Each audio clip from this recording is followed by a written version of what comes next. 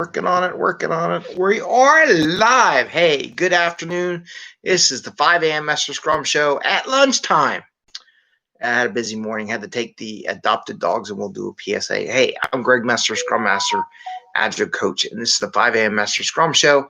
This is our 487th episode. It's about 1:06 p.m. in Eastern Standard Time. I was going to do it during lunchtime, but a little bit after lunch.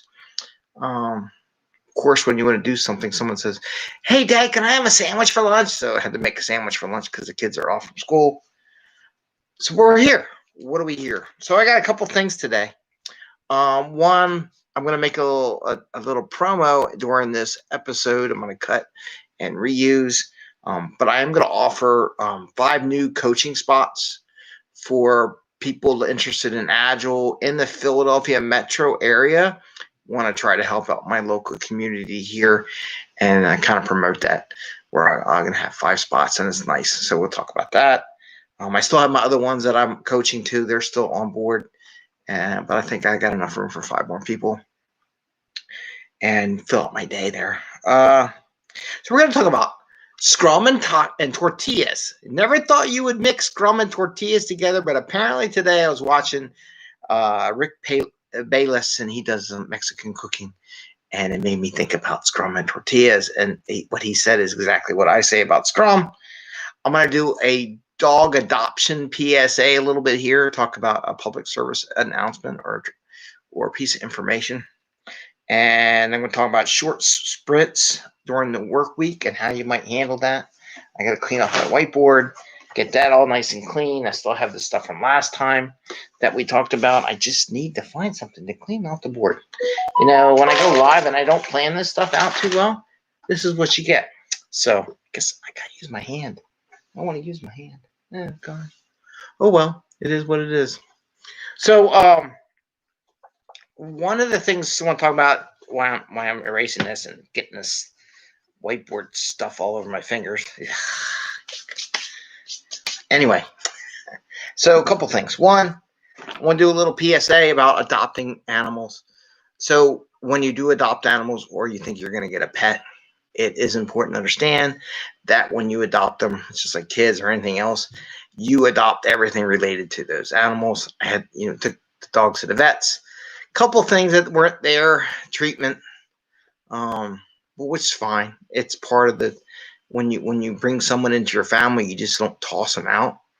So, but it's not too expensive and not too bad. Nothing major, right? I had to do a checkup this morning. That's why we didn't do the show this morning. Had to take them to the vet, get stitches out for when they got fixed and all, and learn more about the dogs that we didn't know about. And you learn things as you go, right? So a little PSA. Don't expect perfection when you adopt a dog from a rescue or anything like that. Even I would say, even with the purebreds, don't even assume you're going to get all perfect. And it does cost money to have pets. And a lot of people adopt dogs and think during COVID and all this stuff, oh, I'm going to get a dog or a cat or whatever, but they don't think about, you do have to feed them. You do have to take them to the vets. You do have to do that. So I just wanted to share that little thing. That's not related to Scrum and Agile, but you could relate it to a team member when you bring new people on. It does cost effort to get them up to speed for the rest of the team. I love people said, oh, let's just assume they got full capacity and they have full capability the day they join. It doesn't quite happen that way. So it's going to cost you a little bit of money on that one. So as we said here at 5 a.m. at Scrum, we talk about Scrum and Agile and a way of tactical and practical so that you can bring value to the customer, get home to your family and friends, take care of your pets and your kids, and have a little fun along the way. So a little fun thing I want to talk about. I was watching Rick Bayless today, and I got my little chart. I got to get a new one for the new year. And he was talking about making tortillas, and I'm watching, and he says something like, he goes, well, I haven't done the tortillas in a while. Sounds like people that release code into production haven't done it in a while. And then they wonder why it takes them a while, and they have so many conflicts and stuff like that. It's because you haven't done it in a while. So he's making their tortillas. He says, yeah, even a guy who's a top chef in making Mexican food. He's like, yeah, I haven't really made tortillas in a while. But after a while, he's like, after about 10 tries, it all came back to me and it worked fine. But even that person has to try again. And which is the beauty of Scrum. Scrum doesn't allow you to not present, not release code, not present code, not meet on things. And it keeps you keep thinking about stuff. So it keeps it fresh in your mind, where other organizations, let's say you did a project. We're going to do a retrospective, or they would call it a review of a project, after 8 months into the project. Well, you missed all the beginning stuff, the tough stuff, right? You forget all that. The beauty of Scrum is it happens a lot. And that's where it's like making the tortilla shells, which I'm going to try to do that because it looks really good, actually. Pretty simple. And making the tortilla shells, once you get into practice and the rhythm, it's really easy. The teams that balk at doing retrospectives, balk at doing demos, balk at sprint planning, balk at doing daily Scrum are the ones that don't do it on a regular basis, right? Balk at pair programming because they don't do it on a regular basis. Balk at doing automated testing because they don't do it on an automated not automated, but a regular basis, right? So think about that with the tortilla shells. Even he says he's been doing it for years. He's like, yeah, it takes a while, and then he's right. It was a great video. Maybe if I find it and if I could share it on my YouTube, I'll like it so that you can correlate tortillas to making the Scrum, right? So, but that was my thing. It was lunchtime, made me hungry. So tortillas and Scrum, practice makes perfect, right? And not necessarily perfect because you always still have issues. Like you say, little tears. It's not perfection. It's okay. You can roll it up in a ball, pat it out, put it back in, and redo it so it's all nice and good. Same thing with Scrum. We do it every 2 weeks, so it's okay if it's not perfect. We have another sprint right coming along to make it perfect, okay? So that's my comparison of building tortillas and Scrum. Let's talk about short sprint weeks, because I already did my PSA for the dog thing, and I want to talk about short sprint weeks. Holidays, short sprints, how do you do with it? What do you do? I had a couple teams. What we like to do is we do, let's say, Monday, Tuesday, Wednesday, Thursday, Friday. You notice I don't put Saturday and Sunday on here? Saturday and Sunday is not part of thinking agile. Okay? Just so we all know. It's just Monday, Tuesday, Wednesday, Thursday. So what my teams, sometimes when I have nice small teams, got your stories, what you're going to do. You know what we start doing? Especially in the short weeks, we do a morning session and an afternoon. And morning. What is it? Mañana, tarde in the afternoon, right? I speak some Spanish, right? Morning. So we would say story A, and maybe we do story B in the afternoon, or maybe story A was two parts, and then maybe story B and B and C, and maybe D and D and E and F, right? So these are the stories we would do, and that's a story. Maybe this is story A too. Right? We actually wrote on the calendar. We just made a little calendar for the week, something. We threw it away when we're done. We didn't recreate it. But when we had these short weeks, because like Friday's off, right? So this is a holiday, right? So Friday for me is off. So we would plan what we would do every afternoon, what our plan, and we communicate this like, hey, I'm going to develop this A story here. I should be done in the morning tomorrow. Okay, my test, whoever's going to test it kind of knows is going to test it. And then the next thing we're going to start is B as a group. And we just kind of work our way through. So we know exactly what stories we're going to do. And it helps make the week go better and more focused. The idea is you got that shorter work week. You make it focused on what you want to do, what you want to accomplish.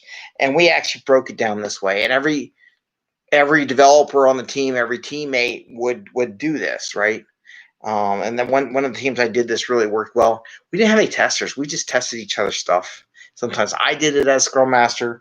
Sometimes they did it. We just worked all as a team and made sure everything was good.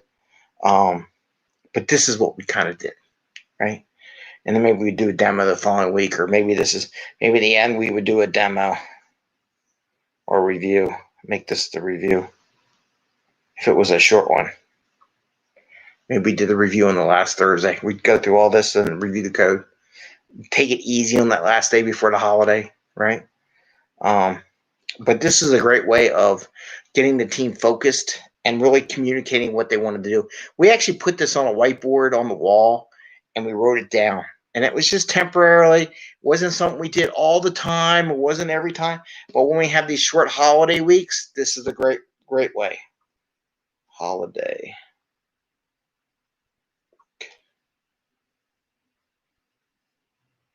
Right? Little Christmas tree. Whatever. Little Christmas trees. Little Christmas trees. So we did the holidays. So this is how we did it. We would actually lay it down. So that's what I wanted to talk about from a short little thing that you can use from a practical standpoint, tactical standpoint. My teams actually liked it. You may think they don't, but they do, because they knew exactly what was coming down, what they were going to do, and what was expected of them in that short work week, and kept them focused on what was going on, because there's always things going around, right? So that was that. So now, what I want to offer, a little. I'm going to do this little ad here at the end here. So, how you doing? I'm Greg Mester, Scrum Master and Agile Coach, and I'm offering 5 people in the Philadelphia metro area coaching with me, some Agile coaching. People are already Scrum Masters. Maybe you just started being an Agile coach. Maybe you're a product owner. Maybe you're a business analyst or developer. Anybody that wants to have questions, just share ideas about being in the Agile business. It's free, about 6 months. You get about 6 months time, which is about 20 sessions or so. They're about a half hour, usually weekly. We set up a schedule. The coachee's job is to figure out and plan what days are going to be available. I work what days are available for me, but it's their job to make sure, hey, Greg, we meet tomorrow. I reach out to, but it's a two-way street because it's up for them, not just me. And so I'm offering the coaching for 5 people. It's free. It's nice because I'm not in your hierarchy corporation. You can ask questions. Nothing is too young in the thought process of what Agile is that's a better word than saying other words. So anything goes. We talk about Agile, Scrum, Kanban, whatever you want. Any kind of thought processes is something you want to do. Your careers, little mentoring, coaching, things like that. So I'm offering that to you all. You're more welcome. Just send me a note in LinkedIn or in YouTube, right? And it's 5 a.m. Mester Scrum. It's a free session, free 20 sessions for about 6 months, half hour a week. And we do a weekly basis. We get in a regular practice and something given to the community here in local Philly. All right, with that, I'm going to say, see you later. Happy scrumming. Enjoy your day. Please give us a thumbs up if you like the show. You know, it's my gift in the new year. Ring the bell. And feel free to sign up. Again, whoever thought Scrum was like making tortillas? Practice. Do it on a regular basis. You get really good at it, and it's second nature. And think about the short work weeks. Okay, everybody, have a happy scrumming. Try to get as many in during the week as possible. It is a holiday week. I don't know what I'm going to do Friday, but we'll see. We'll see how it goes. All right, take care and have a great day. Bye. See ya. One day I'll get